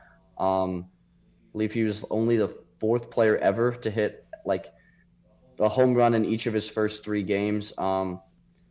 Absolute steal for the White Sox. Like he is not on a very big contract at all compared to some of the other Japanese players that have come over. And if he can keep performing like this and keep being a guy that maybe by the end of the year hits 40 home runs, like that would be a really good get for the White Sox, and it would help them kind of solidify and build up their core for the future with a lot of these young guys like Chase Maidroth and Miguel Vargas and Kyle Teal and Colson Montgomery, and they have the #1 pick in this draft that'll probably be Roch Shalowski. So the future's looking up, but this probably is still not. They're still probably a couple years away from being good, but I do think we'll see some improvement from this team this year.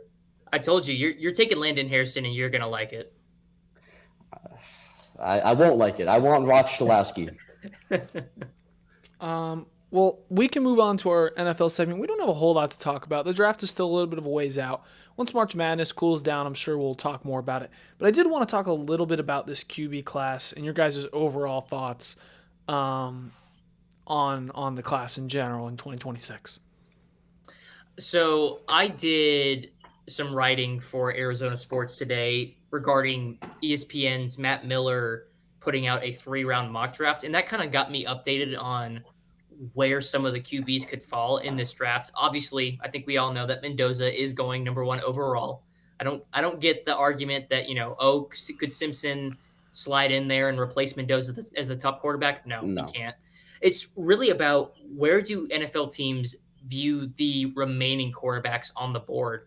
And I think that obviously starts with Ty Simpson.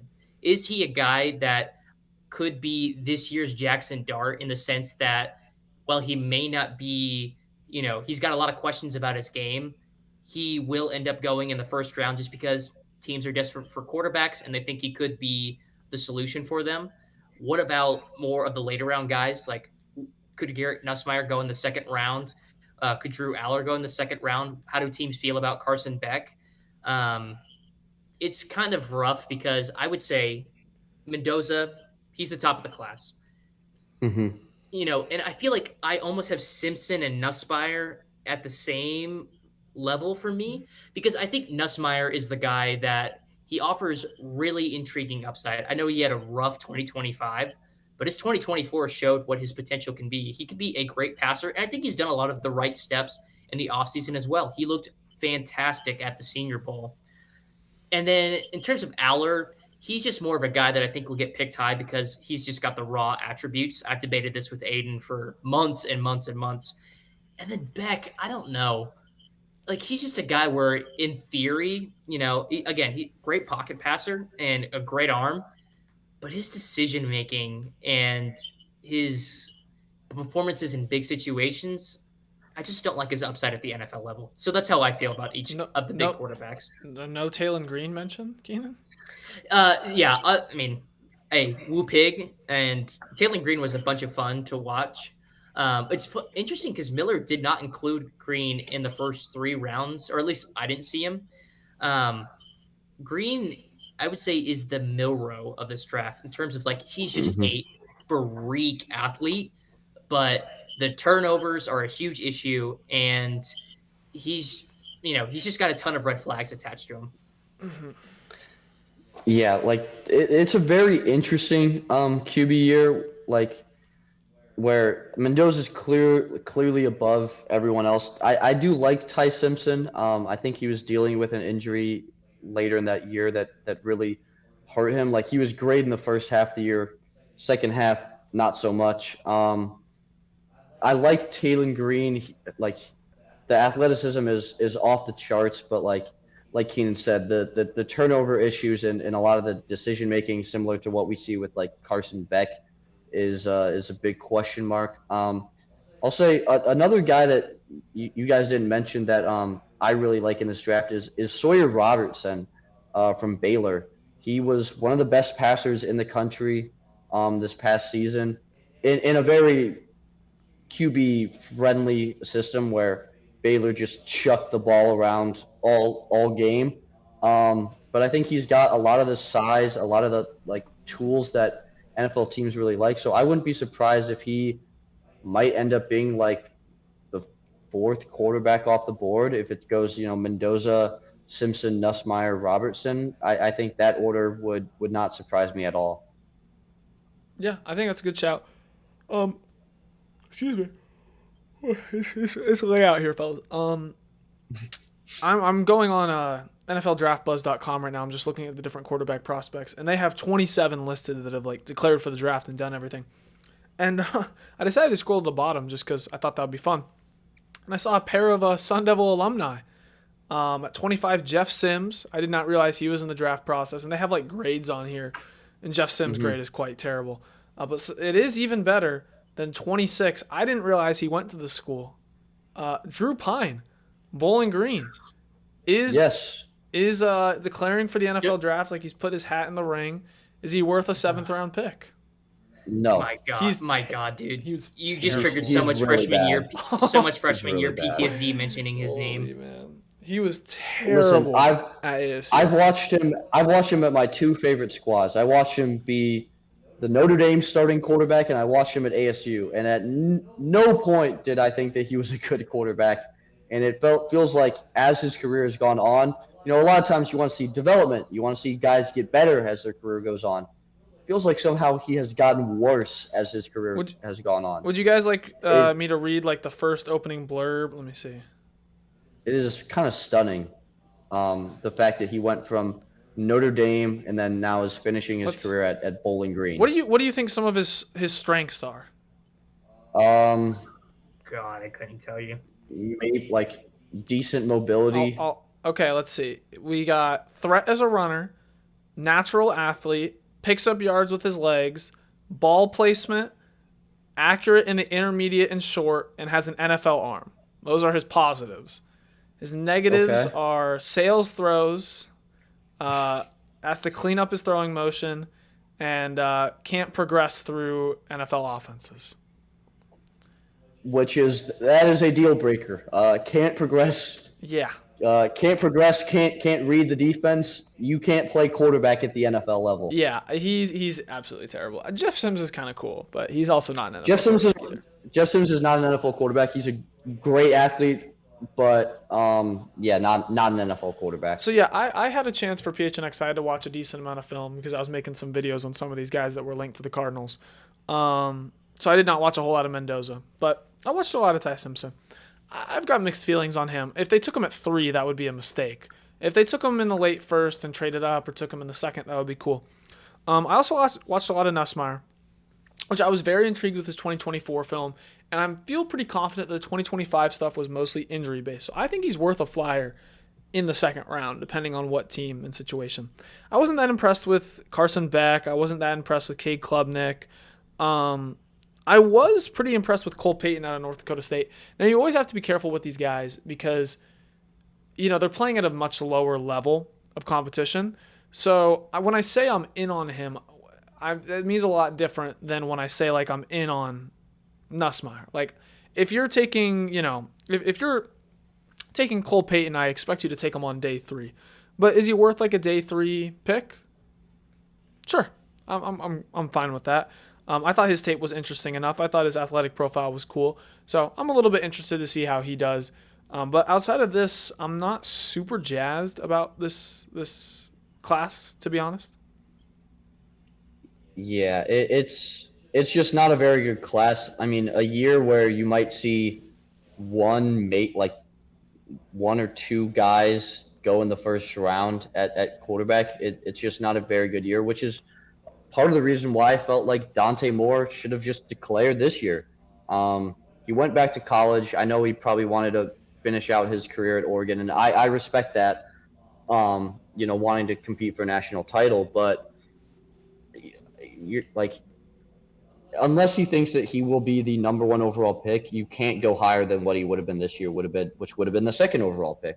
I'm not even honestly. I'm not that impressed with Mendoza. Like, he's good, but like he would like. Is he like a true? He's not a generational talent in my eyes at all. Okay, Definitely not. No, he's a very smart quarterback. He's good at processing defenses. He's got a good arm, good mobility, and he's accurate. But he played in a heavy RPO system. Okay. The arm isn't outstanding. Like there's a lot that is left to be desired for a number 1 overall. Let's pick. do this quickly, and let's think. You have to remember, as prospects, not how they panned out, not how they are right now at the NFL level. When they were coming out of college, I'm going to list you the number 1 overall quarterbacks over the past year since 2009. And we will count. There's 1, 2, 3, 4, 5, 6, 7, 8, 9, 10, 11, 12, 13. So we're going to go quick. How many we'd rather have Mendoza over? Okay, so you're either going to say Mendoza or the guy. So Cam Ward. I'd like take Cam Ward a little better. I think Cam Ward is a better athlete. And a better Caleb arm. Williams or Mendoza? Caleb Williams. I'm taking Caleb Williams. Bryce Young or Fernando Mendoza? I'm taking Bryce Young. I'm taking Mendoza. I'm taking Mendoza. Bryce Young was incredible. I get it. I just didn't like the size. I would have taken Young and Stroud over Mendoza, and like maybe even Anthony Richardson out of college, but that was kind of eh. And it's easy to. We have to remember how everything is prospect. Trevor Lawrence or Mendoza. Trevor Lawrence. He was an awesome prospect. Sure. Joe Burrow or Fernando Mendoza. Joe Burrow. Yeah. Joe Burrow. Yeah. Kyler Murray or Fernando Mendoza. I'd still take Kyler. I'd still take Kyler, especially out of college. Out of college, he was absurd. Sick. He was absurd. Baker Mayfield or Mendoza. Probably still Baker. Baker was a college quarterback. Jared Goff or Mendoza? I'm taking Goff. I'm taking Goff. I'm probably taking Goff as well. Jameis or Mendoza? That is the first one where I would take Mendoza, I think. Because Jameis had like the great size and the unreal just arm talent, but even in college, the decision making wasn't great. Andrew Luck or Mendoza? Andrew Luck. Andrew Obviously. Luck. Andrew Cam Luck. Newton or Mendoza? Cam Newton. Cam Newton. Sam Bradford, honestly don't know what he was like as a prospect. I'm going to be real with you. He was amazing at Oklahoma, he was good at Oklahoma, but like he was coming off a major injury. Yeah, and he was accurate, but not a great arm. So I would probably might lean Mendoza. I'll go Mendoza, and then Matthew Stafford. I would take Matthew Stafford. I know that he was awesome. So like, out of the 13 guys I just listed, the only two personally I would take Mendoza over were Bradford and Winston. So I think it's pretty clear, and maybe you would take four guys, Mendoza over like four guys, or maybe one. I think it's pretty clear that he's not the caliber of quarterback that a lot of the number one picks have been. Mm-hmm. I think that's fair to say. Yeah. So I think that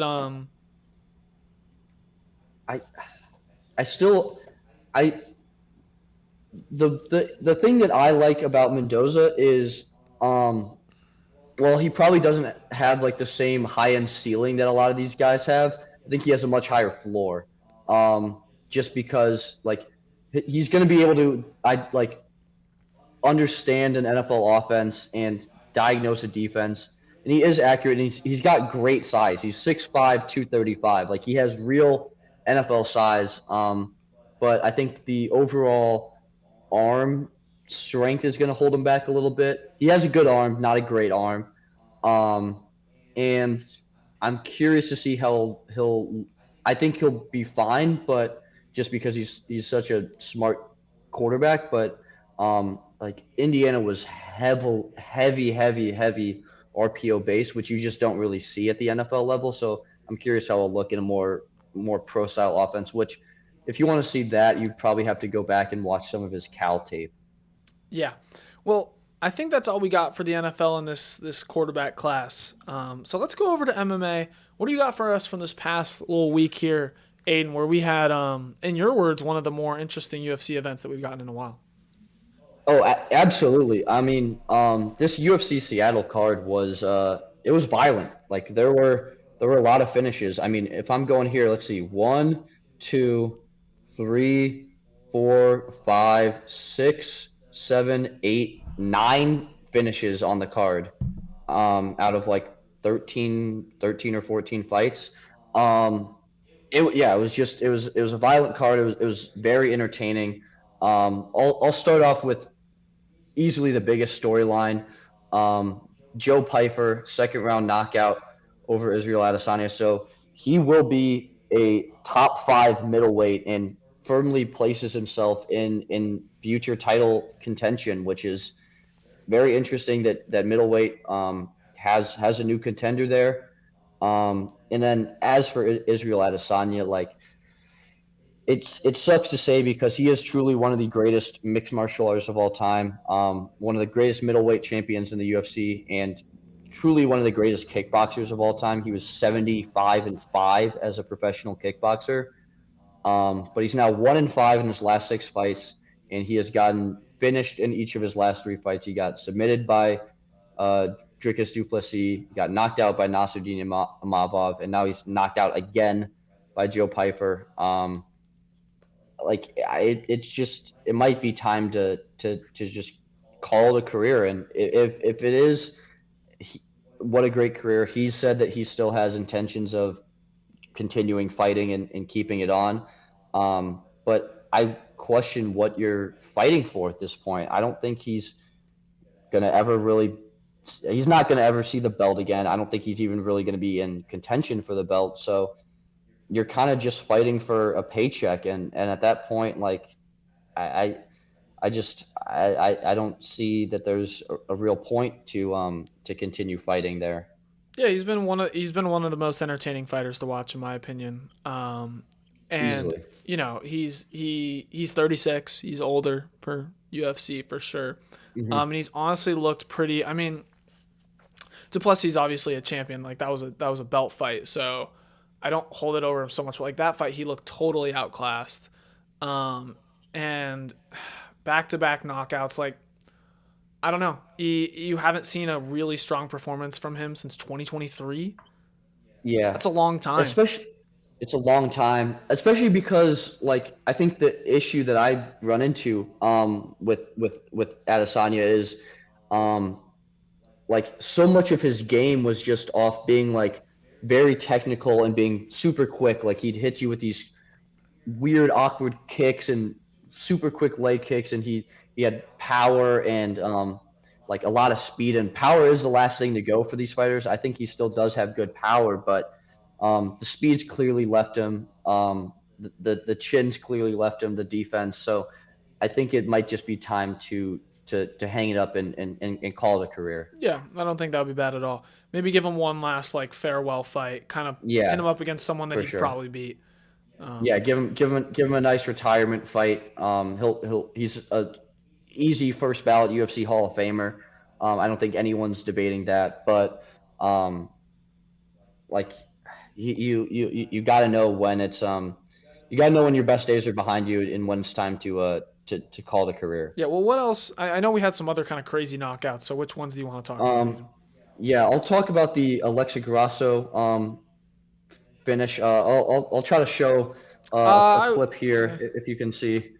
Um, Man, she when you showed she this to me yesterday, that was she brutal. she dropped her opponent, then immediately took her back and choked her to sleep. And I mean, to be quite honest, like you can see it at the end, Macy Barber. I thought I witnessed a murder on live television. It was not. It's probably the most brutal women's MMA finish I've ever seen, and it's up there for the most brutal just MMA finish period that I've ever seen. Um, the quickness in which Alexa Grasso took Macy Barber's back was just absurd. And I mean, Macy Barber's a great fighter. Going into this fight, she was on a 7 fight win streak. And if she won this fight, she would have been next in line to fight for that flyweight women's title. And now maybe it's Alexa Grasso again. Like Alexa Grasso looked awesome. Her boxing was amazing, and clearly the jujitsu skills are really good as well. The way that she was able to just cinch that choke up so quickly. It went down in the scorebook as a knockout, but I think you really could have scored it either way. It was one of the probably maybe the only time I've ever seen something like that where someone gets knocked out and then like submitted right at like almost in the same sequence. Yeah. Well, we also had one of the fastest knockouts. I mean, obviously there's the infamous like knee 6 second knockout, but this one from Terrence McKinney, what was it, 24 seconds to knock out? Yes, and funny enough, this is not Terrence McKinney's fastest knockout in the UFC. Wow. Um, he had a knockout that he got in, I believe, 9 seconds in the first round. Like this is just what he does. Um, he has 8 first round knockouts in the UFC, yet has never earned a performance bonus from the UFC. Um, he I guess he just kind of gets unlucky, and just like where whenever he has these awesome performances, he's on another card where it's just there's other great finishes, but he wastes no time in the octagon. He has never been to a third round in the UFC. He's only been to a second round twice. Like win or lose, it's going to be a quick night with Terrence McKinney. That's how he fights. That's how his fights go. He's always entertaining. Just a very violent fighter, and truly like a guy who's never going to be probably in like any sort of title contention. But a true fan favorite. Like if Terrence McKinney's fighting, you got to tune in because it is going to be fireworks from the opening bell. And it'll be a quick fight, virtually guaranteed. Yeah, I mean, when you have finishes that are 9 seconds and 24 seconds, you're known for getting it done quick without sounding like Oh I'm yeah. talking about something else. But no, Um, yeah, no, I mean he like it, and like he must just have a ton of power because the way that people react to some of his punches, like he hits them once and they crumble and they go down. Um, yeah, very very unique UFC fighter and a very exciting fighter as well. Yeah. Well, do we got anything else from MMA or any sport at all? Mr. Smith, I do actually. Oh, okay. Let me Ooh. hear it. I just got a notification on my phone. Browns owner Jimmy Haslam told reporters that Deshaun Watson has a quote unquote great chance to be the Cleveland Browns starting quarterback. Um, yeah, man. You know, you always got to remind yourself that it's really just It's just football it's at the end just of a the day. game that people play. You know, you don't have to watch it if it's not if something in your life isn't bringing you joy, then I say you shouldn't give more energy to it than it can give to you. And football is just a game, and the Browns aren't my only football team. You know what I mean? I have the enjoyment of watching football in general. There's my mighty Arizona State Sun Devils, my mighty San Diego State Aztecs, and my fantasy football team. So, if Deshaun Watson is heading the Cleveland Browns for Week 1, I think disengaged would be a good word to use.